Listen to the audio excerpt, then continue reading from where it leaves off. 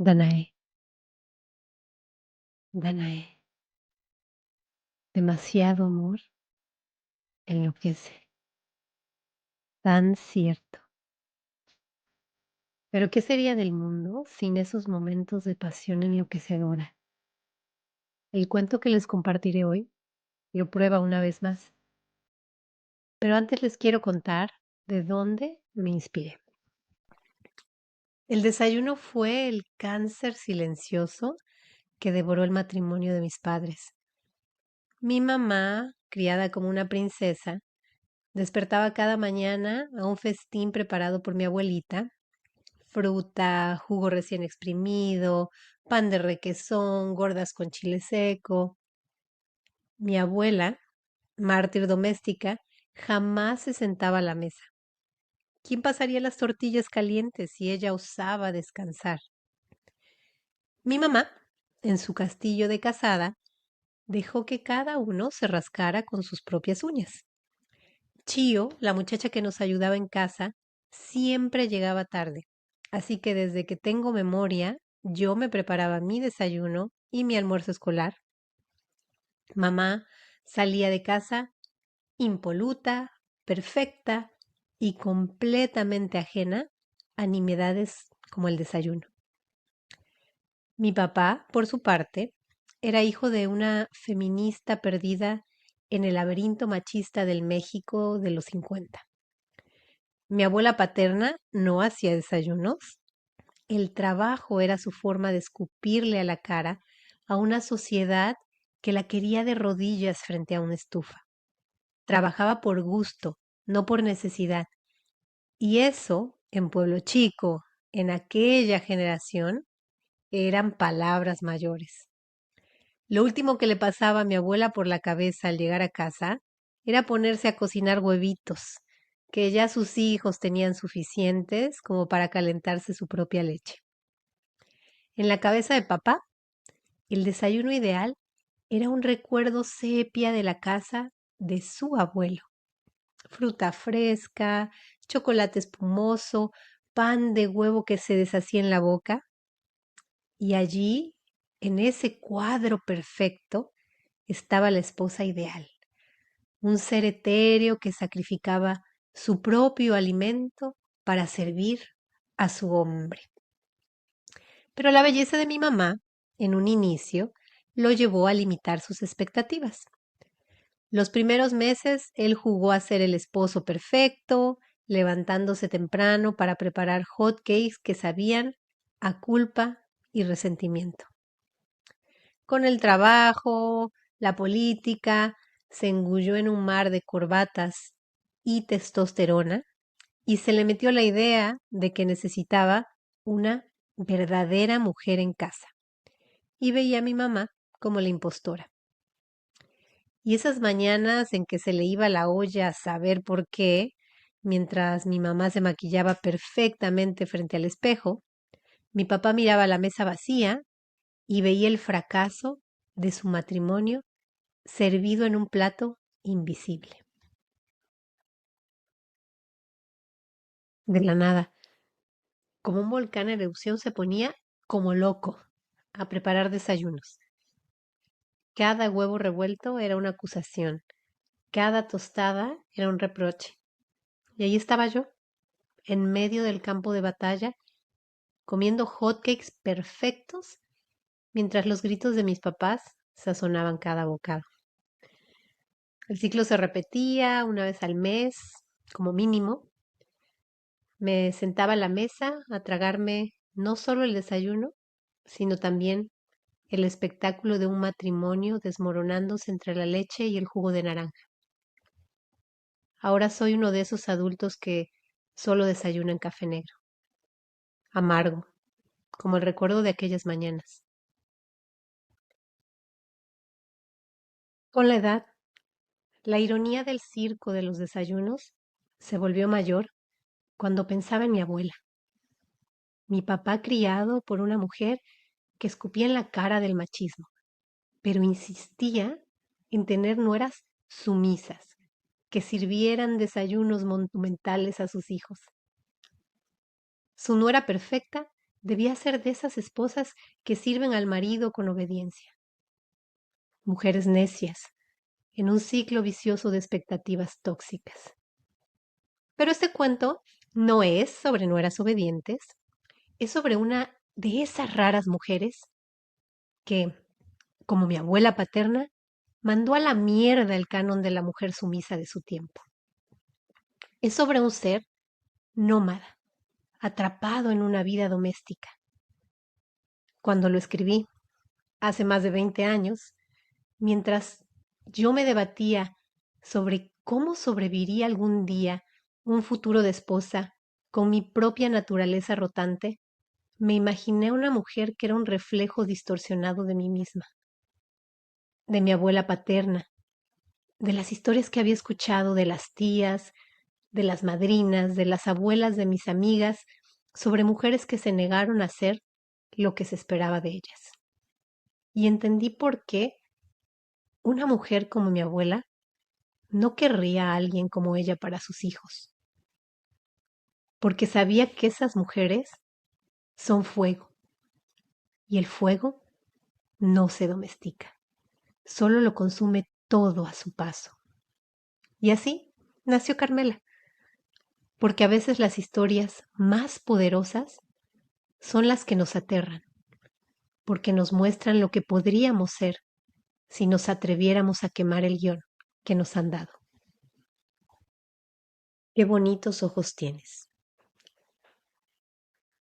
Valiente Bravo, nombre que presagiaba destinos inciertos, perfumó y engominó con la meticulosidad de quien se prepara para una batalla decisiva. La casa de huéspedes lo vio partir hacia la mítica tienda departamental que era el sueño dorado de todo provinciano, el Palacio de Hierro. Una visita poco habitual para un provinciano desacostumbrado a esa bestia de concreto y caos del Distrito Federal. Pero Valiente no era un pueblerino común. Atravesó avenidas y sorteó muchedumbres. Su mente fija en la imagen de una muñeca de porcelana para regalar a su negrita Cucurumbe, en Navidad. Pero el destino tenía otros planes para él. Al cruzar el umbral de la tienda departamental, Valiente sintió el vértigo emocionante que provoca el consumismo. Los aparadores, confesionarios del deseo, asaltándolo sin tregua con sus ofertas tentadoras. Y allí, como una epifanía, las vio. Maletas italianas de piel, altivas y soberbias, que hacían parecer su vieja valija un harapo indigno.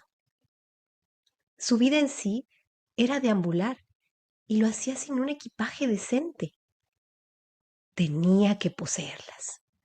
En un instante de locura, Valiente sacrificó 6 meses de supervivencia y el legado de su abuelo en forma de reloj. Las maletas, ahora marcadas con la B de Bravo, se convirtieron en el símbolo de su identidad nómada. Mientras tanto, en un pueblo que el tiempo olvidó, Carmela Bravo crecía sin muñeca y sin padre. Sus ojos ámbar, herencia de una abuela gitana, escudriñaban el horizonte sin esperar milagros. Era hija del viento, condenada a echar raíces en el árido suelo de un internado católico. Valiente por su parte, libraba una guerra interna entre el legado genético de cientos de generaciones de andariegos forzados a la vida estática de pueblo.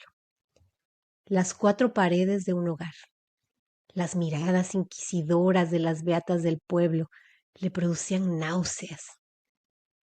El olor a podrido, ese heraldo de la mediocridad provinciana, siempre llegaba para empujarlo hacia lo desconocido. La peste se tornaba insoportable cuando la gente bien le escudriñaba su labor de padre de Carmela. Así, padre e hija, unidos por la sangre, pero separados por el abismo de las circunstancias. Valiente, eterno fugitivo de sí mismo, y Carmela, prisionera de las expectativas ajenas. escribían sin saberlo el mismo relato de ausencias. Valiente Bravo surgía en el pueblo como una aparición, cargando siempre su ostentoso equipaje. Aquellas maletas rígidas de piel italiana, con sus entrañas forradas en cuero vacuno y herrajes chapados, eran su blasón ambulante. En un lugar donde los lugareños apenas osaban partir, y quienes lo hacían cargaban baúles o empacaban sus pertenencias en cajas de cartón. Las valijas importadas de Valiente, con la B de su apellido labrada, se convertían en un espectáculo digno de contemplar. Carmela las aborrecía. Su mera visión le auguraba la partida inminente de su padre. Sin embargo, el clic de los cerrojos abriéndose de par en par era música para sus oídos, pues anunciaba la llegada de regalos, muñecas de porcelana, cintas de seda para sus trenzas, collares de nácar, dulces, chocolates, la dicha de desempacar junto a su padre, quien le cantaba al oído: la negrita con curumbé se fue a bañar al mar. La imagen de Valiente entrando en la sala de visitas del internado para despedirse disipaba toda alegría. Carmela odiaba entonces aquellas endemoniadas maletas. En cada despedida, la niña robaba la llave, creyendo ingenuamente que ese pequeño acto de rebeldía evitaría la partida. El salón de visitas, siempre atestado de padres atontados y madres emperifolladas que fingían afecto hacia sus hijos uniformados, era el tipo de escenario hipócrita que cortaba la respiración a Valiente. Negrita, ¿me das la llave de una vez? Susurraba, pellizcando discretamente el brazo moreno de su hija. Carmela, con falsa modestia, alejaba su silla para evitar el alcance paterno. ¡Para ya! Si vuelves a mover la silla, mascullaba Valiente entre dientes, acercándose de nuevo para otro pellizco. Si me pellizcas otra vez, grito, amenazaba Carmela con un murmullo. Y ya sabes que yo soy más cabrona que bonita. Valiente partía, con la frustración de saber que, una vez más, tendría que cambiar los cerrojos de las maletas. Carmela se mordía el labio para no llorar, ni suplicarle que se quedara. Lo observaba cruzar el umbral, con la incertidumbre de un regreso imposible de predecir. Si soy cabrona y no me lavo la boca con jabón, le gritaba a modo de despedida.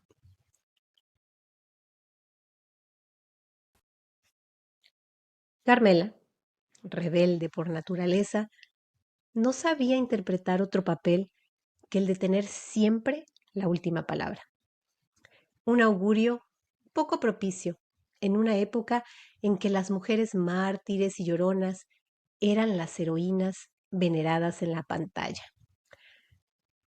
Rodolfo la conoció cuando aún llevaba trenzas, uniforme y calcetas largas, pero supo reconocer bajo ese disfraz de colegiala los ojos indomables de un felino acechante.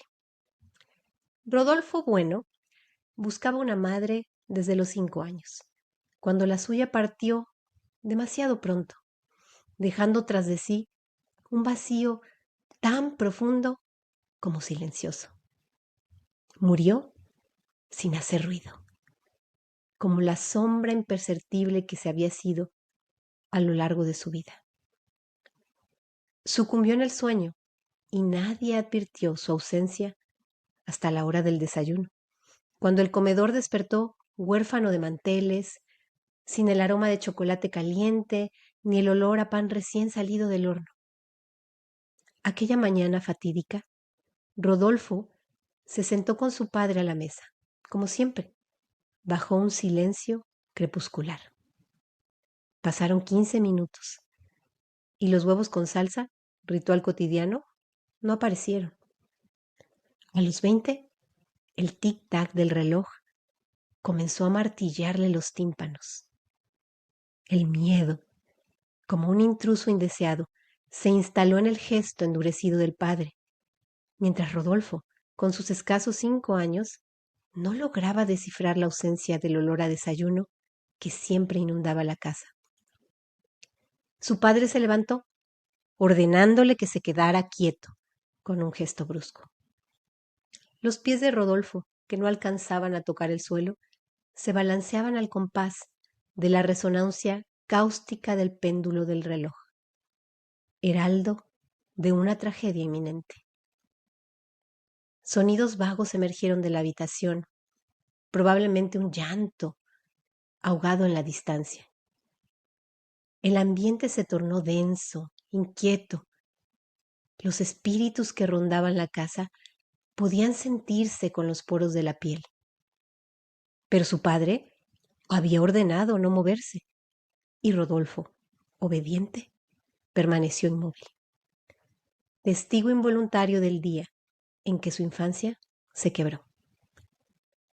Sentado en una silla demasiado grande, Rodolfo comprendió que la vida, como el desayuno de aquella mañana, a veces simplemente no llega, y que el silencio puede ser el ruido más ensordecedor del mundo. Al tocar las 12, Rodolfo yacía dormido sobre la mesa, rendido ante el peso de un silencio que lo engullía todo.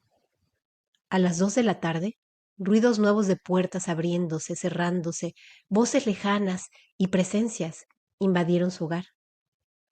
Al caer la noche, algún familiar le explicó que un buen ángel había venido por su mamá mientras dormía, que lo mejor era portarse como un niño bueno, quieto y calladito. Rodolfo asumió ese papel desde entonces, como si hubiera firmado un pacto silencioso con el destino. Rodolfo y Valiente se conocieron una tarde de dominó en el zócalo del pueblo. El primero, jugador asiduo. El segundo, anómalo, pero de larga trayectoria. Valiente Bravo valoró la taciturna compañía de aquel joven que reía con sus chistes y escuchaba sus anécdotas de viajes.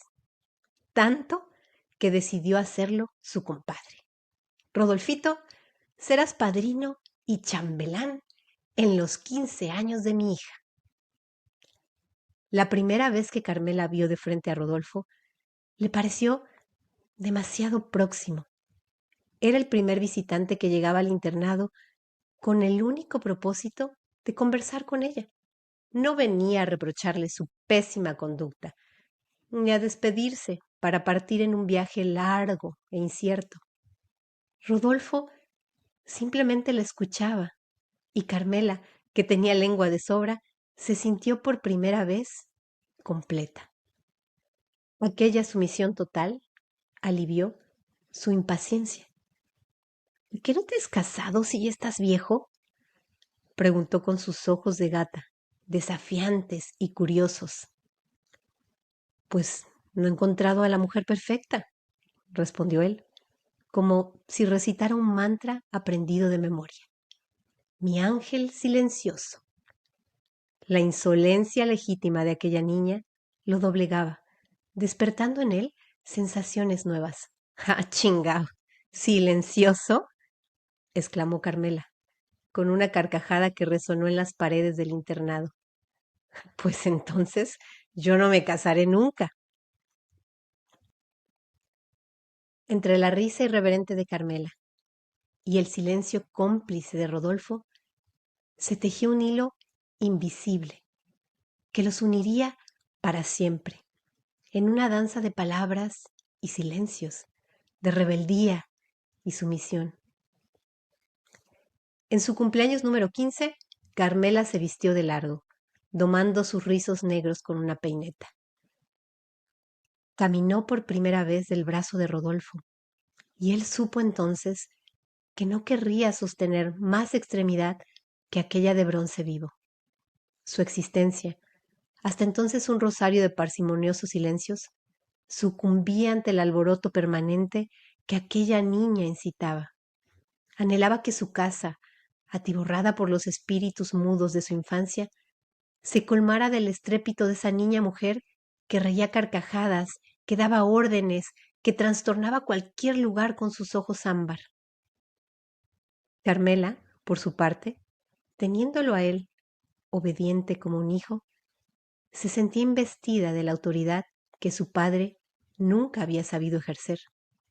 Ella no se iría como valiente a vagar sin rumbo, abandonándole.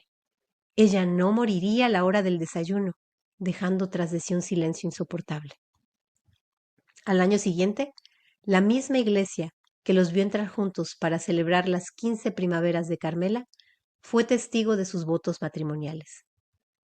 El regalo de bodas de Valiente fueron aquellas tan adoradas maletas de cuero, engalanadas con bordados dorados, hechas en Europa, con la B de Bravo tallada en una esquina. Carmela, que nunca hubiera deseado ese maldito juego de valijas como herencia, las guardó en lo más profundo del ropero, como quien entierra un secreto vergonzoso, esperando que Rodolfo no tuviera nunca la necesidad de hacerla salir. La unión de Carmela y Rodolfo era como la fusión del fuego y el hielo, del ruido y del silencio. Ella, con su lengua afilada y su risa estruendosa, derretía poco a poco el mutismo que él había cultivado durante años. Él, con su quietud, su mirada sosegada, contenía el torbellino que ella llevaba dentro. Las maletas, símbolos de partidas y abandonos, permanecían ocultas, pero su presencia latente era un recordatorio constante de que la vida podía cambiar en cualquier momento. Carmela, en su determinación feroz, se había propuesto anclar a Rodolfo a su lado, llenar cada rincón de su existencia con palabras, risas, vida, para que nunca más el silencio pudiera reclamar su dominio sobre él. Y así, en aquel pueblo donde el tiempo parecía detenerse, Carmela y Rodolfo comenzaron a escribir su propia historia, una sinfonía de contrastes, donde el silencio y el estruendo danzaban en un equilibrio perfecto. El matrimonio se erigió como un portal hacia la felicidad absoluta, con Carmela insuflando vida en cada rincón del caserón taciturno. Abrió de par en par las ventanas, permitiendo que la luz impregnara hasta el último resquicio, como si quisiera exorcizar los fantasmas del pasado. Con la determinación de una revolucionaria, desmanteló el viejo orden, los muebles de roble, los roperos apolillados, los tapetes europeos, se desvanecieron como recuerdos incómodos. A menudo, camiones venidos desde la capital arribaban cargados de encargos, nuevas cortinas, lámparas, alfombras, como si cada objeto fuera una pincelada en el lienzo en blanco que era ahora su hogar. Carmela, heredera de la voluntad nómada de su padre, necesitaba estar siempre innovando, cambiándolo todo, manteniendo la casa en un estado de perpetuo movimiento. Su corazón había echado raíces, pero su espíritu, inquieto, demandaba novedad. Por eso transformaba la casa cada mes para sentirse siempre en un lugar nuevo y poder así soportar el peso de la estabilidad que tanto había anhelado y que ahora, paradójicamente, a veces la asfixiaba. Con tanta vida bulliendo a su alrededor, Rodolfo a veces añoraba sus silencios, como un náufrago añora tierra firme. Deseaba con ahínco poder escabullirse de las interminables reuniones de compadres, del club, del voluntariado, del millón de eventos sociales que Carmela orquestaba. Muchas veces sintió el hastío de tener convidados a todas horas, como si su casa se hubiera convertido en una estación de tren donde los viajeros iban y venían sin cesar. Sin embargo, todo cobraba sentido cuando, exhausto, se acostaba en el lecho con Carmela, esperándolo al otro lado de la cama. Sus ojos aceituna, resplandecientes, y su sonrisa, tan intensa como el primer día, eran el bálsamo que calmaba su alma cansada. En esos momentos, Rodolfo sabía que no querría jamás otra vida. Ella, por su parte, al contemplar la figura pacífica de su hombre, respirando sobre sus senos, durmiendo sobre su pecho como un niño, se sentía viva, completa, en casa. Por primera vez, Carmela había encontrado su hogar, y ese hogar tenía nombre, Rodolfo. Así, en el vaivén constante entre el silencio y el bullicio, Carmela y Rodolfo habían forjado un equilibrio perfecto. Ella era el viento que soplaba con fuerza, trayendo consigo el cambio y la novedad.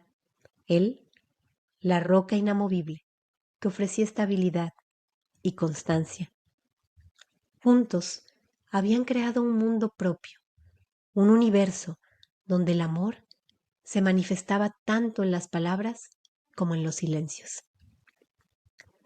Sin embargo, la existencia nómada, frustrada, le dejaba a Carmela un vacío que nada parecía colmar.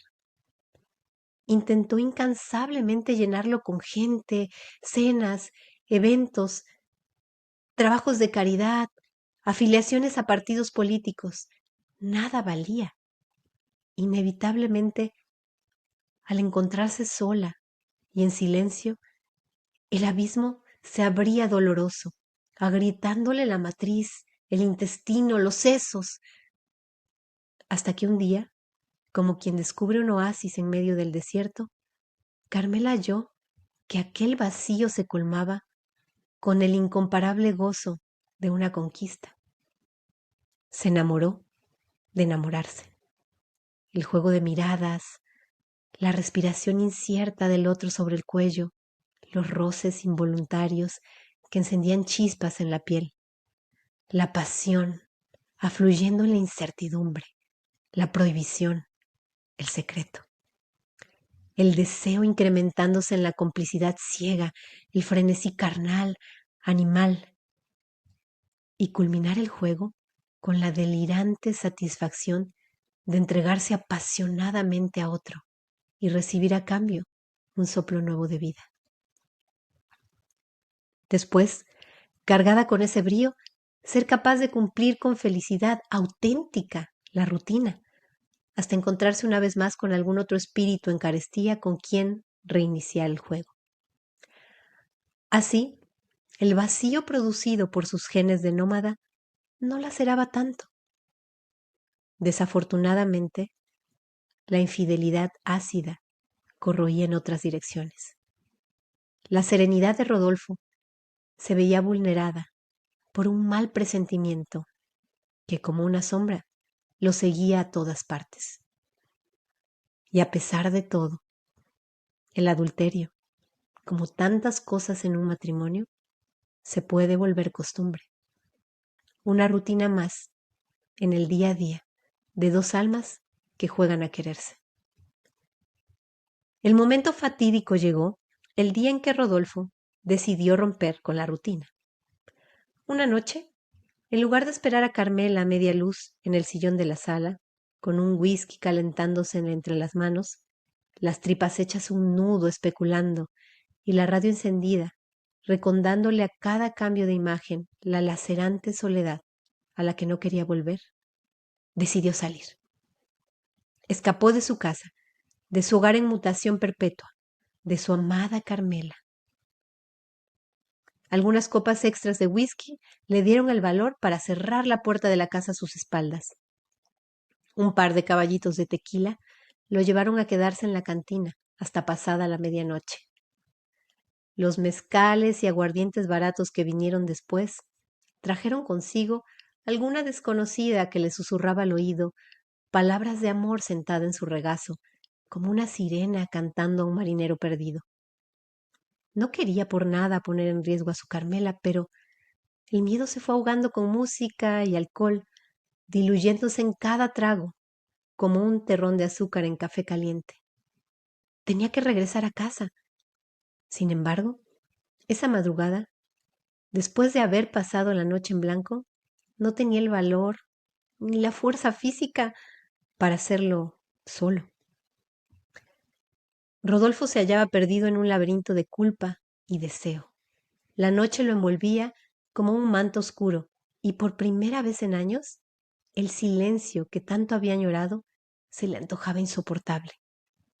En ese momento, atrapado en la calidez del alcohol y el frío de la culpa, Rodolfo comprendió que el verdadero viaje, el más peligroso y aterrador, era el que se hace dentro del propio corazón. Cuando Carmela llegó a casa, con el cuello inundado en perfume para tratar de esconder el olor de otros labios sobre su piel, la ansiedad por contar a su Rodolfo las novedades del día le bullía en el pecho. Quería mostrarle los vinos y embutidos conseguidos en la tienda del Español, las aceitunas negras que tanto le gustaban. Anhelaba sorprenderle con el medio litro de mantecado comprado al nevero de la esquina y quién sabe, tal vez, si su Rodolfo no estaba muy cansado, hacerle el amor hasta dormir exhaustos. Porque si bien no tenía problema en compartir el sexo con otros, solo a Rodolfo sabía hacerle el amor. Pero aquella noche, la cama de la habitación yacía tendida y el cuarto permanecía sumido en una oscuridad absoluta. Sintió una estocada en la costilla, como si un puñal invisible la hubiera atravesado. Con el sabor del pánico en la lengua, corrió como por instinto reflejo al armario, a buscar las viejas maletas de piel que su padre le había regalado. Al verlas aún guardadas, soltó un respiro tranquilizador. Rodolfo no había partido. Pero la calma duró poco. Con la serenidad perdida, no le importó telefonear a la mitad del pueblo en busca del marido, salir a tocar la puerta del vecino en busca de respuestas, entrar sola a los bares del barrio, a la iglesia, a la miscelánea, nada. Para entonces, su estómago segregaba ya un líquido ácido que le cocinaba las tripas y le causaba arcadas, como si su propio cuerpo quisiera expulsar el miedo que la invadía. Se sentó en el recibidor, tratando de serenar su respiración, pero cada hora que pasaba le enardecía el calor penetrante de la ira. Para las 4 de la mañana, sus mejillas rojas percibían el gorgorear bajo la piel de la sangre hirviendo. No había necesidad de encender la luz.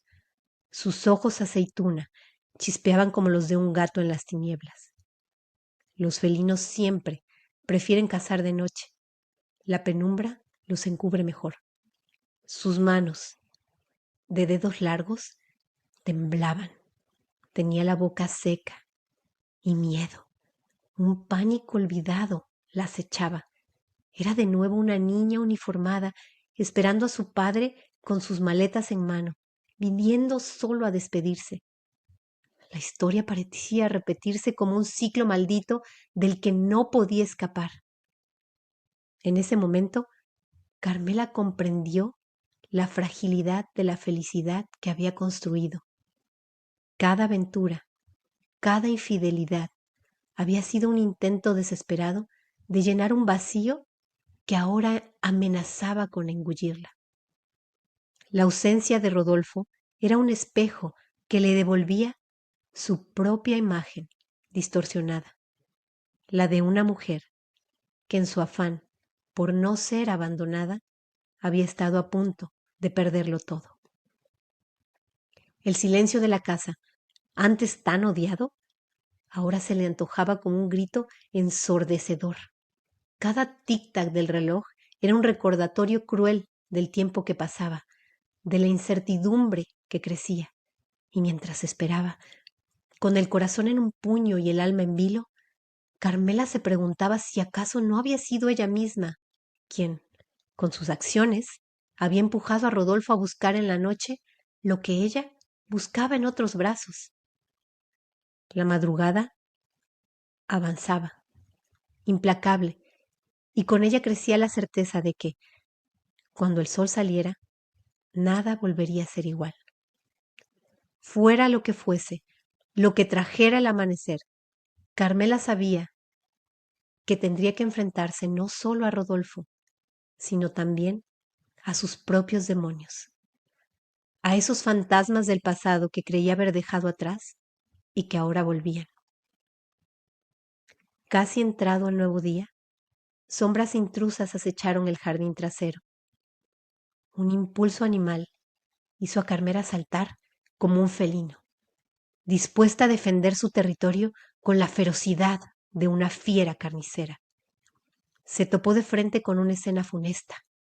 Rodolfo, intoxicado de alcohol, con la mirada perdida, intentando torpemente sostener su propio peso, apoyándose en los hombros mínimos de una mujer, de senos grandes y piernas torneadas. Carmela, sin ser vista, consiguió aproximarse, sin hacer ruido. Evitó respirar para no delatarse. Su cerebro enfocado en una sola mira, un solo blanco, una sola presa. Músculos, visión, oídos, todos trabajando bajo aquel reflejo depredador. Como una leona que se agazapa en espera de atacar. Carmela tomó una de las recién adquiridas botellas de vino con sus manos de dedos largos y perfectos. El ardor insoportable que la henchía a la sangre le proporcionaba una nueva gallardía. La belleza insuperable de un felino que se acentúa en la penumbra por sus formas armoniosas, sus movimientos sensuales, ágiles, elásticos. Se acercó a su presa. La rodeó en silencio. Se abalanzó, ágil, sobre ella, sin darle tiempo a parpadear, a correr, a percibir siquiera a su depredador. Un golpe preciso, con la botella, bastó para dejar a la presa en el suelo sin sentido. Pero la ira en la sangre no se calmaba. Tuvo que golpear la cabeza de Rizos 1, 2, 6, 12 veces. Carmela magulló el cráneo de la desconocida mujer hasta sentir que sus poros ventilaban, que la respiración devolvía por fin aire a sus pulmones y las lágrimas de rabia se dispersaban sobre su escote. Golpeó hasta sentir el brazo adormecido, los dedos prendidos a la botella entumidos y la blusa empapada de sangre ajena, de sesos, de muerte. Rodolfo, aún sin recuperar del todo el juicio, tirado en una esquina del patio, había dejado ya su embriaguez y luchaba estupefacto contra una borrachera de culpabilidad, pánico y sobresalto. Carmela le dirigió la mirada. Se topó con sus ojos adormilados, pidiéndole perdón y al mismo tiempo perdonándola. Cargaban ya con un lazo más fuerte que sus argollas de compromiso o que sus bodas de madera. Desde aquel incidente, Carmela no sintió nunca más el pánico agónico que le paralizaba las vértebras al mirar las siniestras maletas de importación, regalos de su padre. Sabía que no era necesario esconder la llave, porque las valijas no saldrían nunca más de su casa. Ni Rodolfo, ni las maletas le abandonarían jamás. El tan fino equipaje de manufactura europea, con recubrimiento de piel italiana, de cuerpo rígido y recubrimientos interiores de cuero, bordes de herrería labrados a mano, broches laminados en oro y el detalle exclusivo del grabado de una B en letras doradas en la esquina inferior izquierda, albergaba ahora el cuerpo destazado de una anónima mujer que una noche cometió el fatal atrevimiento de comer un trozo del bendito alimento de una leona. Las maletas yacían ya muy al fondo del jardín, enterradas bajo un rosal donde las rosas florecían con un vigor inusitado. Nadie nunca pudo responderle a Valiente el lugar en que la ingrata de su hija había dejado perder el tan noble legado de un nómada.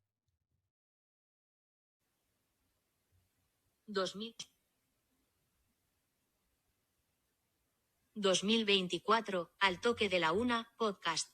Todos los derechos reservados. El contenido de este podcast, incluyendo audio, guiones y cualquier material adicional, está protegido por leyes de propiedad intelectual. No se permite la reproducción, distribución o modificación de este contenido sin el permiso expreso de las creadoras del podcast. Gracias por respetar nuestro trabajo y por escucharnos. Nos vemos en el próximo episodio.